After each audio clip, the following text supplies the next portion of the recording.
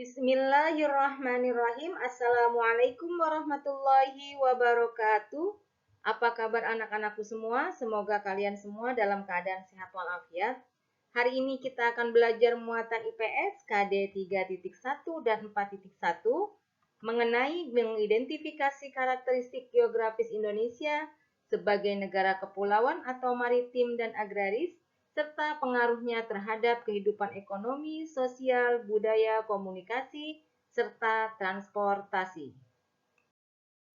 Pada kesempatan kali ini, kita akan belajar mengenai garis lintang dan garis bujur suatu daerah, letak garis khatulistiwa, serta kenampakan alam perairan dan kenampakan alam daratan. Menjelaskan garis lintang dan garis bujur suatu daerah. Letak suatu wilayah dapat ditentukan dengan menggunakan letak astronomisnya. Letak astronomis adalah letak suatu wilayah berdasarkan garis bujur dan garis lintang pada peta. Kita akan membahas bersama-sama mengenai apa itu garis bujur dan juga garis lintang pada peta. Garis bujur. Garis bujur adalah garis khayal yang membentang secara vertikal di atas permukaan bumi. Garis bujur memiliki fungsi yaitu untuk menentukan pembagian waktu di seluruh permukaan bumi. Setiap jarak 15 derajat ke arah bujur timur atau barat akan menunjukkan selisih waktu sebanyak 1 jam atau 60 menit. Sedangkan garis lintang adalah garis khayal yang membentang secara horizontal di atas permukaan bumi. Garis lintang memiliki fungsi yaitu untuk menentukan perbedaan zona iklim di bumi, seperti tropis, subtropis, sedang, dan kutub atau dingin. Berikut merupakan gambaran iklim di permukaan bumi dalam sebuah globe. Letak astronomis Indonesia sendiri terdapat pada 6 derajat lintang utara sampai 11 derajat lintang selatan dan 95 derajat bujur timur sampai 141 derajat bujur timur. Nah, negara Indonesia sendiri merupakan salah satu negara yang dilalui oleh garis khatulistiwa. Salah satu daerah yang ada di Indonesia yang dilalui oleh garis khatulistiwa langsung yaitu daerah Pontianak, Kalimantan Barat. Garis khatulistiwa itu sendiri adalah garis khayal yang membagi bumi menjadi dua belahan, yaitu bumi bagian utara dan selatan. Garis khatulistiwa bertepatan dengan garis 0 derajat.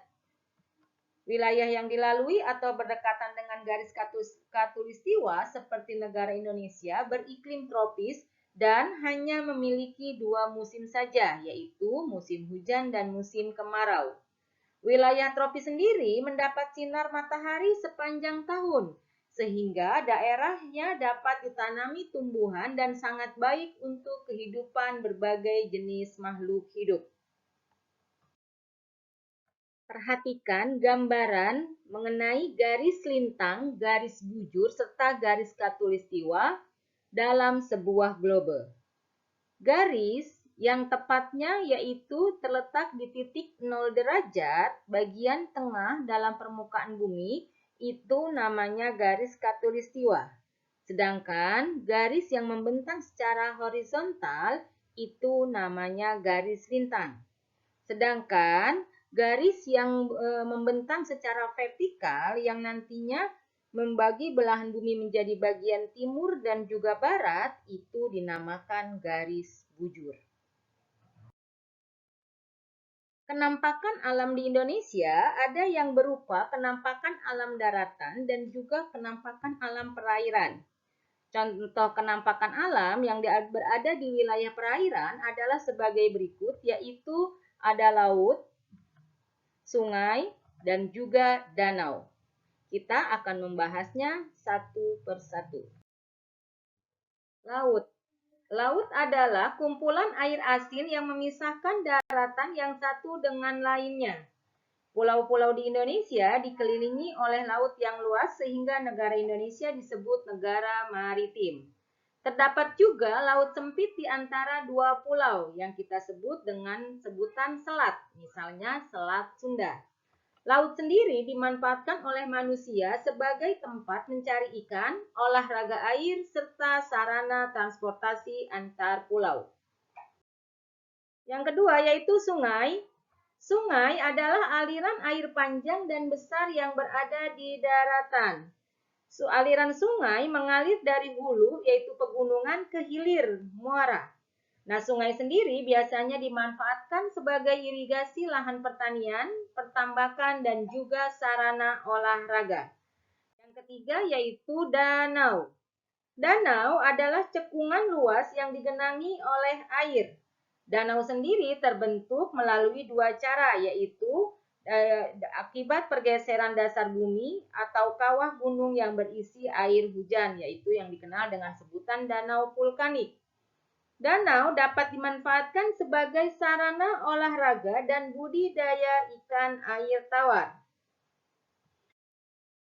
Selanjutnya, kita akan membahas mengenai kenampakan alam di wilayah dataran, yaitu ada dataran tinggi, dataran rendah, dan juga pantai. Dataran tinggi. Dataran tinggi adalah daratan luas yang memiliki ketinggian 200 sampai 600 meter di atas permukaan laut.